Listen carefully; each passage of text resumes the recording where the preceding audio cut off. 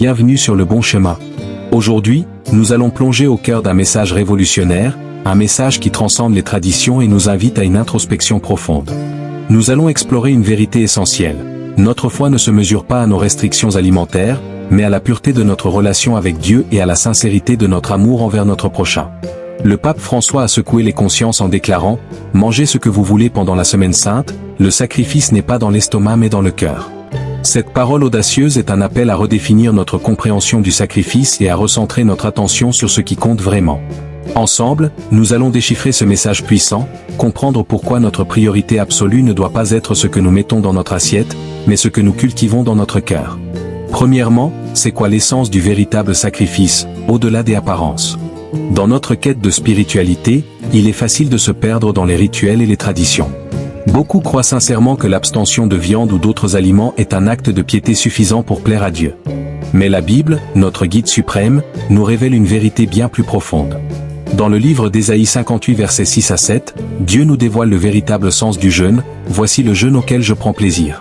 Détache les chaînes de la méchanceté, délie les liens de la servitude, renvoie libre les opprimés, et que l'on rompe toute espèce de joug, partage ton pain avec celui qui a faim. » Ces versets nous enseignent que Dieu ne se contente pas d'actes extérieurs, de simples observances rituelles.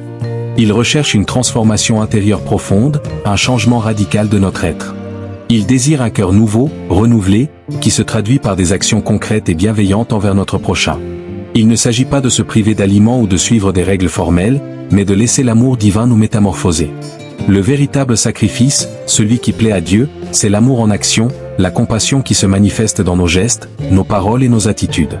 C'est une sincérité du cœur qui se reflète dans notre vie quotidienne, dans nos relations avec les autres, dans notre engagement envers la justice et la vérité. C'est en somme, une vie vécue en accord avec les valeurs de l'Évangile, où l'amour et la miséricorde sont les maîtres mots. Nous devons comprendre les actes qui déplaisent à Dieu. Le pape François, tel un prophète des temps modernes, nous met en garde contre l'hypocrisie qui gangrène nos cœurs. Il nous rappelle que trop souvent, nous nous cachons derrière des pratiques religieuses, tout en négligeant les commandements les plus fondamentaux de l'amour. Il dénonce ceux qui respectent scrupuleusement les interdits alimentaires, mais refusent de parler à leurs frères et sœurs, laissant des rancœurs et des malentendus empoisonner leurs relations. Ceux qui négligent leurs parents et leurs enfants, oubliant que la famille est le premier lieu où l'amour doit s'épanouir. Ceux qui critiquent et jugent les autres avec une sévérité impitoyable, oubliant que seul Dieu est le juge suprême. Ceux qui maltraitent leurs conjoints, bafouant le sacrement du mariage et l'amour inconditionnel qu'il représente.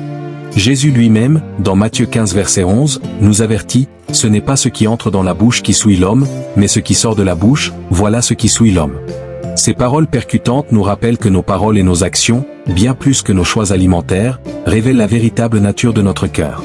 Il ne s'agit pas de se focaliser sur des interdits alimentaires ou des pratiques extérieures, mais de reconnaître que la pureté et l'intégrité résident dans ce qui émane de notre être intérieur. Nos paroles peuvent blesser ou guérir, nos actions peuvent construire ou détruire. C'est la sincérité de nos intentions, la bienveillance de nos paroles et la justesse de nos actions qui témoignent de la véritable qualité de notre cœur, bien au-delà de ce que nous choisissons de manger ou de ne pas manger. C'est un appel à l'authenticité et à la responsabilité, nous invitant à examiner nos cœurs et à veiller à ce que nos vies reflètent la vérité et l'amour. En revanche, nous devons nous concentrer sur ce qui plaît à Dieu. Alors, comment pouvons-nous plaire à Dieu? Comment pouvons-nous transformer notre cœur et vivre une foi authentique? La réponse est simple, en mettant l'amour en action. Au lieu de nous focaliser sur la nourriture, engageons-nous à nous réconcilier avec ceux qui nous entourent, en brisant les murs de l'orgueil et de la rancœur.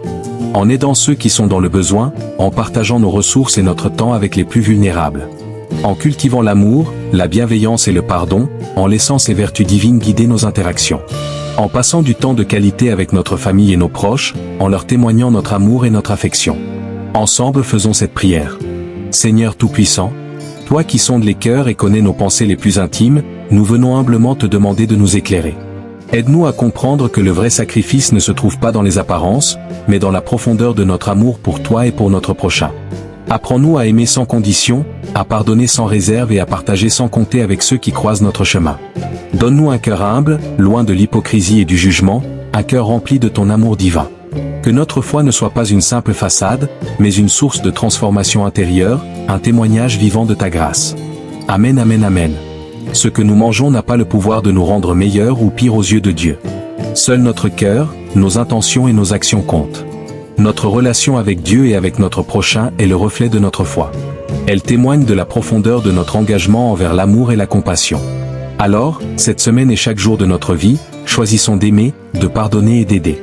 Choisissons de construire des ponts plutôt que des murs, de semer l'espoir plutôt que le désespoir. Dis-moi en commentaire, comment peux-tu concrètement améliorer ta relation avec Dieu et ton prochain dès aujourd'hui? Partage tes idées, tes expériences, tes résolutions. Abonne-toi et active la cloche pour ne pas manquer nos prochaines vidéos inspirantes. Ensemble, marchons sur le chemin de la foi et de l'amour. Partage cette vidéo avec quelqu'un qui a besoin d'entendre ce message. Ensemble, répandons la lumière de l'Évangile et transformons le monde par l'amour. Que le Seigneur vous bénisse. Amen.